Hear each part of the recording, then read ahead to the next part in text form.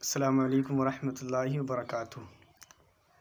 پی رہا پیر از بیاض مو شدند، سخرا بہرے کو دکانے کو شدند۔ آج ہم بات کرنے والے ہیں علم طبعیات کے تعلق سے، اور اسی میں شمولیت میٹا فزکس کی بھی ہے۔ وہ ساری کائنات جو ہمارے ارد گرد ہے اور جس کا ہم بھی ایک جز ہیں، اسے ہم مادی کائنات کہتے ہیں۔ اس کا علم طبعی یا طبعیات کہلاتا ہے۔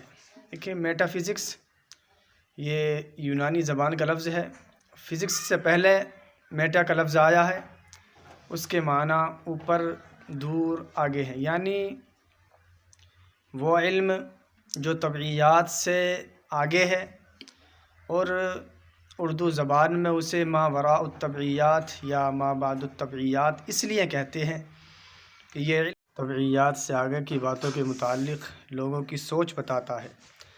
اور کائنات ایک وسیع کتاب ہے، اس میں بے شمار اشیاء ہیں۔ انسان نے ہر چیز کے متعلق سوچا اور اس کی ماہیت پر سوچا، اس سے بہت سے علوم وجود میں آئے۔ یہ علوم سائنس کہلاتے ہیں۔ پھر ان کی مختلف شاخیں ہیں، نباتات کا علم، پتھروں کا علم۔ سائنسدان ان اشیاء کو دیکھتے ہیں اور پھر تجربات کرتے ہیں، ان تجربات سے نتائج اخذ کرتے ہیں۔ مگر ما بعد الطبعیات اس کے اوپر کا علم ہے، جس میں زیادہ دخل سوچ کا ہے۔ انسان نے جب سے شعور اور ہوش کی آنکھیں کھولی ہیں، اس کے ذہن میں کئی سوال ابھرے ہیں۔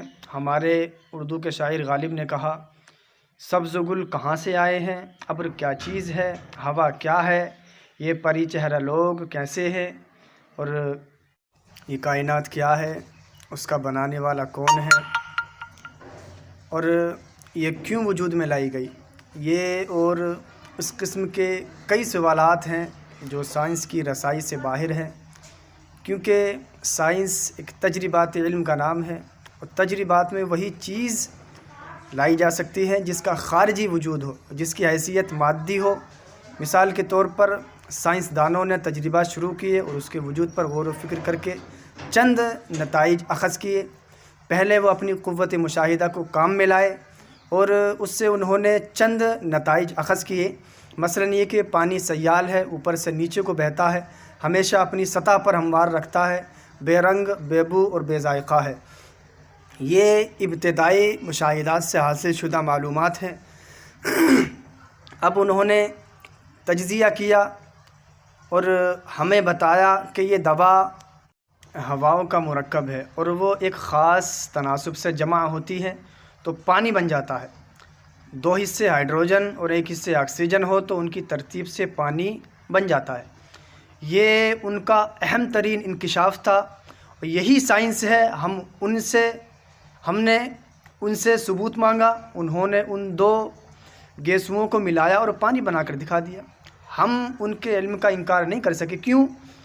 کیونکہ انہوں نے جو دعویٰ کیا اس کا تجرباتی ثبوت بھی دے دیا۔ اس لیے مجبور ہو گئے کہ علم سائنس کی کہ اس بات پر کہ ہم سائنسی جو علم ہے اس کی تصدیق کریں۔ لیکن سائنسدانوں نے ہمارے دماغ میں اٹھنے والے بہت سے سوالات کے جواب فراہم کر دیے، لیکن ان جوابات پر پھر ایک سوال اٹھا کہ آخر قانون کس نے بنایا ہے؟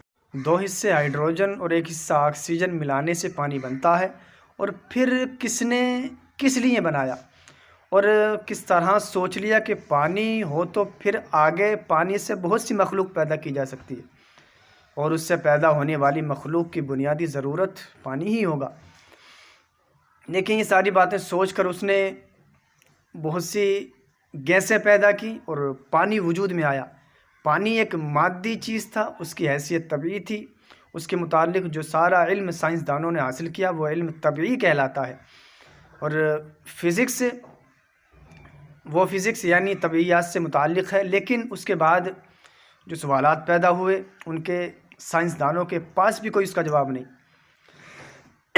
اور وہ ان کے متعلق کہہ دیتے ہیں کہ ہمارا ان سوالات سے کوئی تعلق نہیں، کیونکہ یہ میٹا فزکس سے تعلق رکھتے ہیں اور ہمارا دائرہ فزکس ہے، سائنسدان کا جواب ٹھیک ہے، اپنے دائرۂ کار میں انہوں نے بہت کچھ کیا اور بہت کچھ کر رہے ہیں، اور ما بعد الطبعیات کے متعلق جتنے سوالات ہیں ان پر سوچنا، ان کے جوابات کو صفحہ کرتاس پر جو ہے لانا شروع کیا۔ ظاہر ہے یہ سب کچھ سائنس کی رسائی سے بلند ہے، اس لیے سائنس کی طرح ان ما بعد الطبعی سوالوں کا جواب ایک نہیں ہو سکتا۔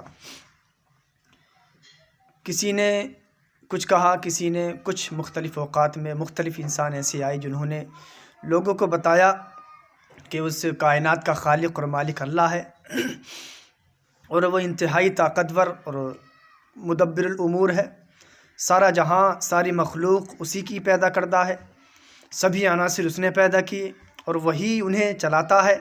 اور ان لوگوں نے یہ بھی بتایا کہ انہیں اللہ نے بھیجا ہے تاکہ انسانوں کو سمجھائیں ان کا خالق اور مالک انہیں کس قسم کی زندگی بسر کرنے کا حکم دیتا ہے، اور وہ کن باتوں سے خوش ہوتا ہے، کن باتوں سے ناراض ہوتا ہے۔ اس طرح مختلف مذاہب پیدا ہوئے، اللہ کا وجود اور اللہ سے انبیاء کا ربط و تعلق بھی، چونکہ ایسی باتیں تھیں جو سائنس کے حدود سے بالا تھیں، اس لیے ہم کہتے ہیں کہ یہ سب کچھ ما بعد الطبعیات ہے۔ ان انبیاء کے ساتھ کئی دانشور تھے جنہوں نے اپنے طور پر یہ سوچنا شروع کر دیا کہ کائنات کس طرح وجود میں آئی۔ اس سلسلے میں یونانی حکماء کا نام اور کام سر فہرست ہے۔ یونان میں سقراط اور خاص طور پر افلاطون اور ارسطو کی سوچ، اور پھر ان سے وابستہ لوگوں کی سوچ اب تک کتب فلسفہ میں محفوظ چلی آتی ہے۔ ان کے بعد مسلمان حکماء اور پھر یورپ کے حکماء کا ما بعد الطبعیات کا فلسفہ ہے، یعنی فزکس ہے، جو مختلف اوقات میں مختلف لوگوں کی مختلف سوچوں پر یہ مشتمل ہے۔ فلسفے کا مفہوم کسی چیز کی تہہ تک پہنچنا اور اس سے پھر نتیجے اخذ لینا۔ فلسفے کی بہت سی شاخیں ہیں، اور ما بعد الطبعیات میں بھی کئی نظریات آتے ہیں، اور چونکہ یہ طبعی سائنس سے بالکل مختلف ہے، اس لیے اس میں تجربات نہیں ہو سکتے کہ سب سوچنے والے ایک نتیجے پر پہنچ سکتے۔ مذاہب سے وابستہ لوگ تو کائنات کے پیچھے اس کے خالق کو عالم و دانا ہستی کے طور پر تسلیم کرتے ہیں، لیکن بہت سے لوگ ایسے بھی ہیں جو خدا کو تسلیم نہیں کرتے، اور کہتے ہیں کہ انسانی ذہن بالآخر ایک حد تک جا کر رک جاتا ہے، اور اسے کہنا پڑتا ہے کہ فلاں چیز جو ہے، یا تو اگر مذہب کو مانتا ہے تو کہتا ہے کہ اللہ نے پیدا کی، اگر مذہب کو نہیں مانتا تو وہ کہتا ہے کہ یہ چیز خود بخود جو ہے وجود میں آ گئی۔ اور ہمارا عقیدہ کیا ہے؟ ہمارا عقیدہ یہ ہے کہ اللہ پہلے سے ہی موجود تھا، پھر اس نے باقی کائنات کی جو ہے تخلیق کی، اور ہم مانتے ہیں کہ ہر چیز کا وجود کسی علت یا سبب کا نتیجہ ہے۔ اس طرح کائنات علت اور معلوم کا ایک چکر ہے، یعنی وہ آخری علت جہاں جا کر انسانی ذہن رک جاتا ہے اسے علت العلل کہتے ہیں۔ اگر علت العلل تک آدمی رکتا نہیں تو پھر علتوں کی لامحدود قطار شروع ہو جائے گی، جسے جو ہے اس کو غیر مختمم کہتے ہیں۔ یہاں اور اس سلسلے میں کوئی تسلیم نہیں کرتا کہ ما بعد الطبعیات والے، یعنی فزکس والے، میٹا فزکس والے خدا پر رک جاتے ہیں، تو مادہ پرست کہتے ہیں جب ذہن کو کسی علت العلل پر رکنا ہی نہیں ہے تو کیوں نہ مادے پر آدمی رک جائے۔